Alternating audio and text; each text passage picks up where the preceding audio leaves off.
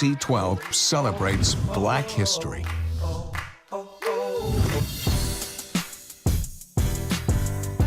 As we cover Black History Month, today marks 29 years since Richmond legend Arthur Ashe Jr. passed away.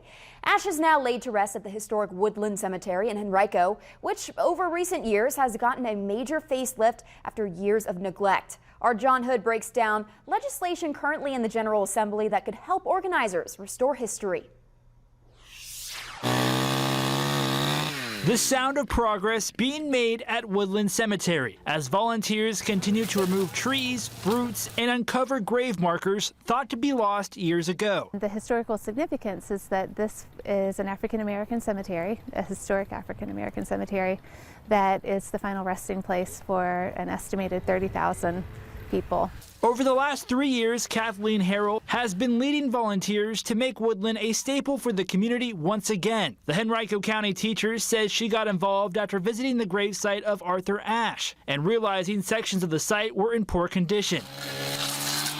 Since then, she's been working with the next generation of volunteers like 10th grader Charlie Hornbaker to make sure the site stays maintained. So yeah, we got a lot of chainsaws chopping up trees and just logs and just anything really that's getting in the way. We're just trying to clear it out, make it look nicer. But legislation introduced in this General Assembly session could help the cemetery reach its goal a lot faster. The funding that the state was giving Evergreen and East End ended at 1900.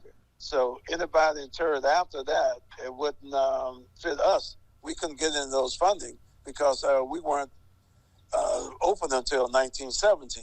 Marvin Harris currently runs the Woodland Restoration Foundation and has worked on restoring other historic African-American cemeteries. He says House Bill 140 aims at changing language in the state's historical African-American cemeteries and graves fund to include cemeteries that were built prior to 1948, like Woodland, instead of 1900.